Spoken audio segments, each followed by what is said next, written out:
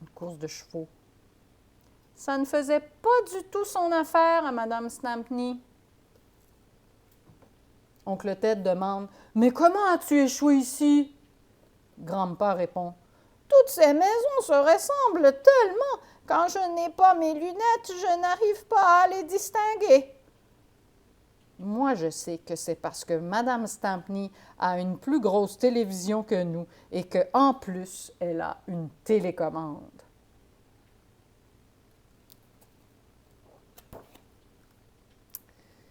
Moi, je me fais encore bien du mauvais sang pour Albert, alors je retourne au jardin pour voir s'il n'est pas revenu dans sa cage. J'avais mis une carotte à l'intérieur pour l'attirer. Hélas, elle est intacte.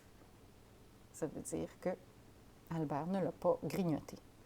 Soudain, Robert Granger, le petit voisin, enjambe la clôture.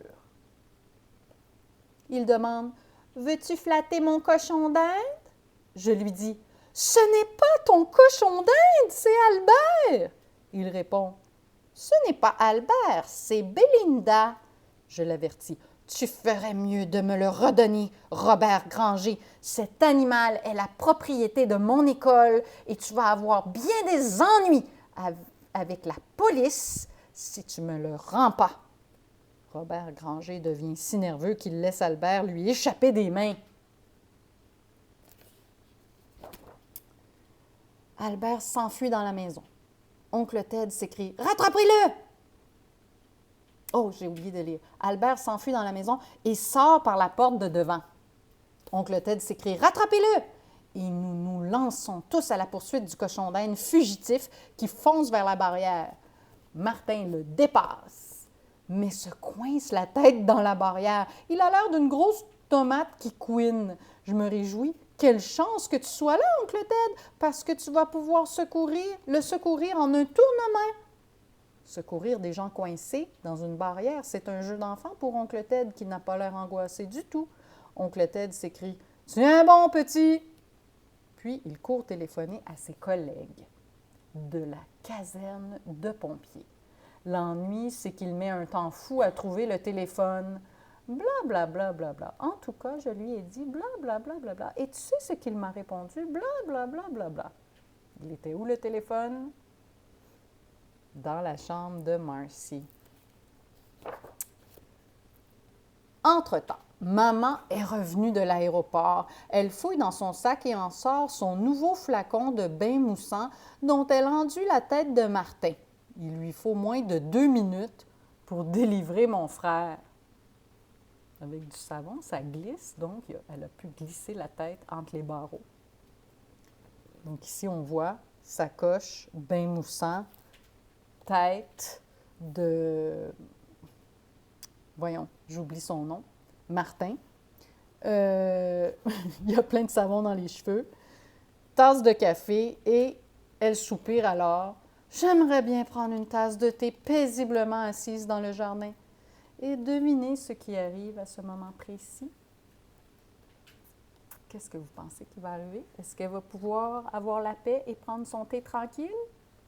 Non, hein, vous vous en doutez bien. Eh bien, rappelez-vous que l'oncle Ted a appelé ses collègues de la caserne pour venir sauver Martin. Les voilà qui arrivent. La brigade de pompiers au grand complet débarque chez nous. Maman n'a même pas l'air surprise du tout. Elle se contente de se tourner vers oncle Ted. Martin, qui est déjà sauvé, hein, ils ont amené un trampoline. Oncle Ted plaide. « Ce n'est pas ma faute, c'est la faute d'Albert, le cochon d'Inde. » Et t'as Robert Granger ici qui crie « Belinda! » Oh là là!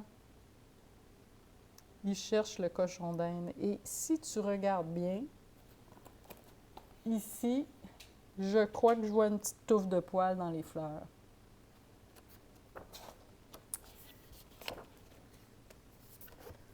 Il semble qu'oncle Ernie aille beaucoup mieux, bien qu'il croie ne plus jamais regarder les beignets du même œil. Il dit « Je prendrai un double cheeseburger avec des frites et un lait frappé aux bananes pour emporter. » Quant à oncle Ted, il conclut « Le gardiennage est la tâche la plus exigeante que j'ai jamais eu à faire. je demande. Plus exigeante que lutter contre les incendies? Oncle Ted répond. Tu ferais mieux de le croire, ma jolie. Albert, enfin retrouvé au bout de 9h30. Mon oncle est un sacré numéro. Maman dit que lui et moi, on s'entend comme larron en foire. Et c'est la fin, avec une petite carotte. Et voilà d'autres livres de la série Clarisse Bean. Ça se peut que je t'en raconte d'autres prochainement. J'ai aussi trouvé un petit roman que peut-être je vais commencer à te lire. Toi, tu as un roman à lire, La clé pour l'envers du monde. Malheureusement, il est resté à l'école pour moi. Donc, je t'invite à le lire à ton rythme si tu veux, parce que au retour, on va en discuter ensemble. J'espère que tu as aimé l'histoire de Clarisse. Pour juste compléter pour un petit poème. Moi, j'aime bien les poèmes.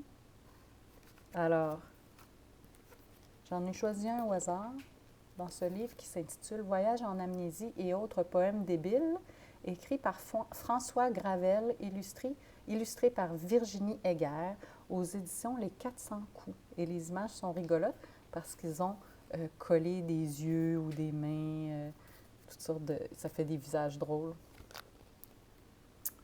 Tu peux t'amuser à faire ça si tu veux. Ça me donne l'idée de... Tu découpes des bouts de visages dans des magazines, dans différents visages, et tu recrées un nouveau visage avec ça. Ou ce que je faisais, moi, quand j'étais petite, je prenais des magazines et avec un stylo, je faisais des lunettes, des moustaches, des antennes, des chapeaux, toutes sortes de choses aux photographies de personnes dans le magazine. Le titre de ce poème, c'est « La solution ». Les gens ne sont jamais contents. Ils se plaignent tout le temps. À les entendre, ils n'ont que des problèmes. Il existe pourtant des solutions. Il y en a même autant que des problèmes. Vous allez voir, ce ne sera pas long. Si vous avez froid, réchauffez-vous. Vous êtes trop petit, grandissez. Vous êtes trop gros, maigrissez. Vous êtes trop grand, agenouillez-vous. Vous êtes malade, allez vous faire soigner. Vous êtes mort, ressuscitez.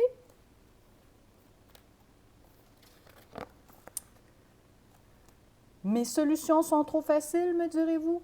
Vous avez un problème vraiment insurmontable? Dans ce cas, trouvez-vous un carré de sable, munissez-vous d'une pelle et creusez un trou. Vous verrez que les autruches ne sont pas si folles.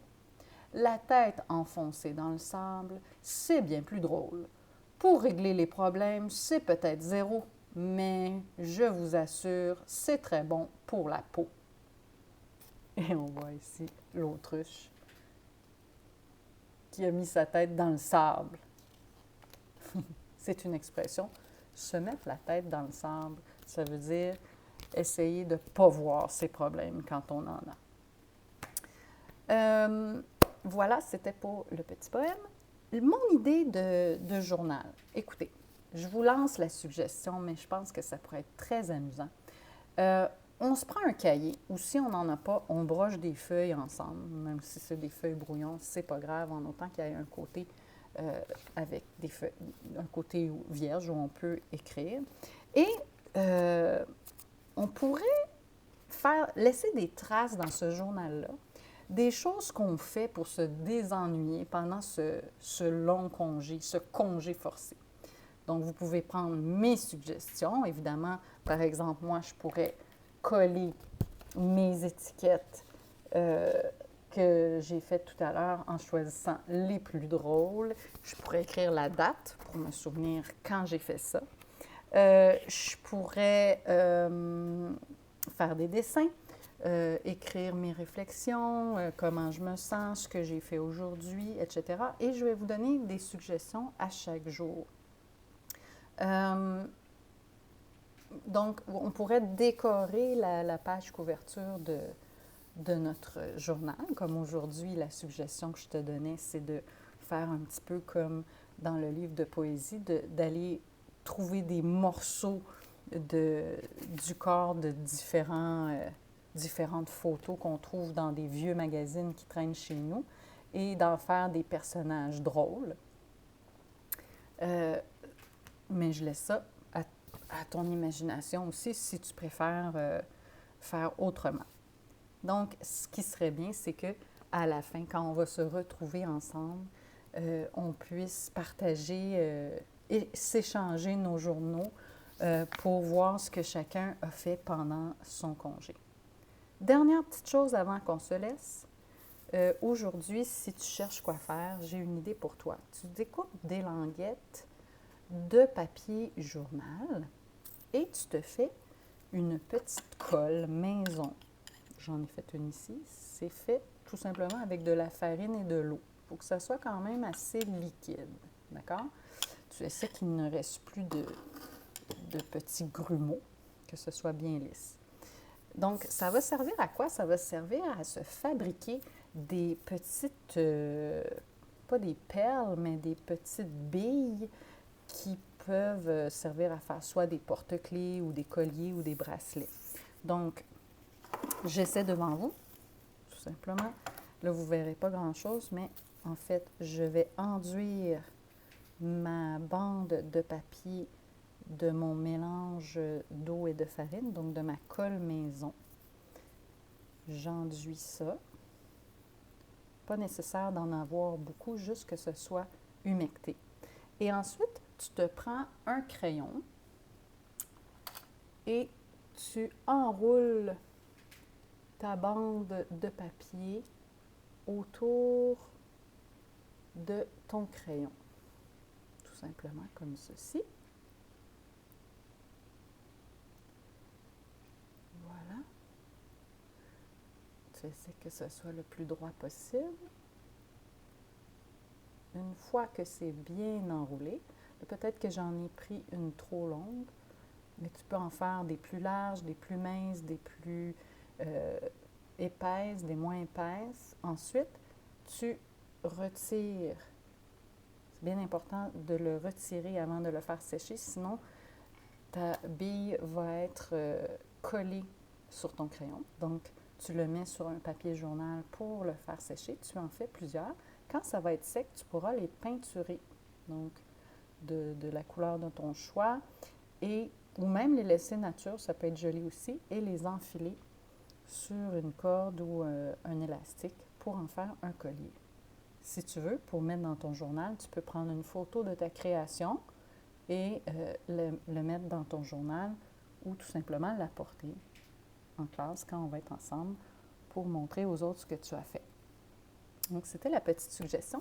Je vais aussi envoyer un lien à tes parents sur Dojo pour que tu puisses aller mettre des photos ou des travaux de ce que tu as fait, si tu veux les partager avec moi. Comme ça, moi, je pourrais voir ce que tu fais à mesure si ça t'intéresse. Tout ça, c'est des suggestions. Alors, j'espère que tu as des idées pour aujourd'hui, pour t'amuser. N'oublie pas aussi de faire un peu d'exercice. On peut faire comme en classe, faire des Just Dance sur YouTube ou aller sur les pauses Wix pour rester actif malgré tout. Alors, je t'embrasse et je te dis à bientôt!